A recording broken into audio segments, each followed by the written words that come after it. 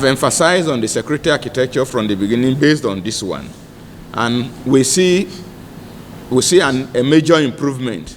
We discovered that only recently we had Nigerians were told or informed that some of these bandits are beginning to rush out of this country. Some are beginning to surrender. Some are beginning to even run away from their camps.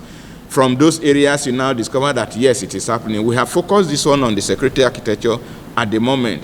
And then seeing that what is happening, we are impressed. And we believe every other person should be impressed by what is happening, because I think even the clashes of the herders and the farmers in recent times have as if it has never been in existence. Some time ago, we made an appraisal of why the bombs were no more ringing.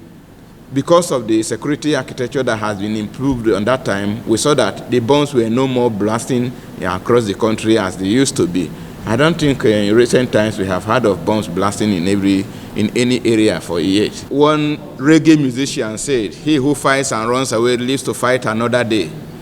The subsidy removal that have been done in piecemeal over time has extended and prolonged our hardships.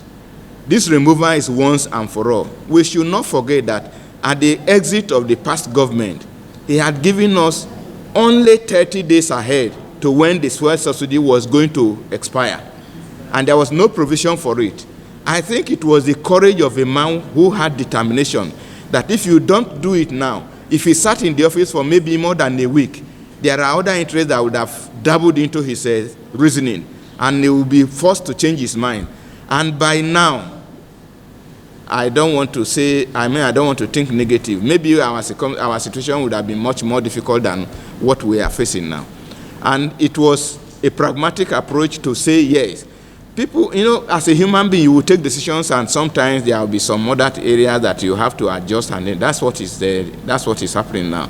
He had too short a time to put all this on ground. If the subsidy was going to be on for a year, for the remaining of the year, but within this period, all the palliatives and all the cushioning things strategies that were going to be done would have been implemented before removing it formally. But 30 days was too short a period for anyone to sit down and then align on what they are supposed to expect. And then for state governments that are beginning to take measures, we just heard about Governor Zulum of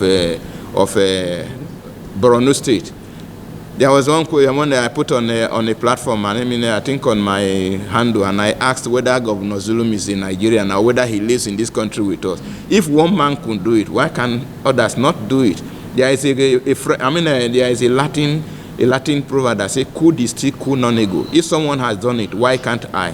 If Governor Zulum can do it, why can't other governors do it? So it is not a totality of the whole weight on the federal government. The states should be able to take steps that will assist the federal government. Military coups, yes, it has been common in Africa, yes, but now I want to point you to one aspect, that the coups happening across Africa now, around Africa now, let me say, are only with the French colonies. The system of governance in French administrations and in British administrations are quite different.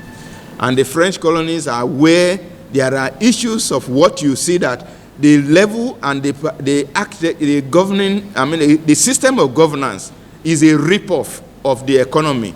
So the British government, what we have encountered in the past 63 years of Nigerian existence, there is nothing near to what they encounter in 1 or 2 years.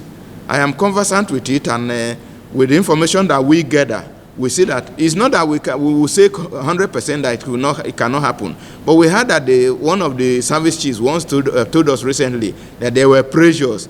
But of course, there will be pressures because there are people who are not happy that the government is moving or that the economy is getting to the right path. There are people with interest that want to derail our progress. So we see that the kind of people that credentials of people who are in control now are people who have commitment, who have passion, and who have patriotic mentality about the Nigerian nation. And we wish and we pray and we believe in them that they won't disappoint us.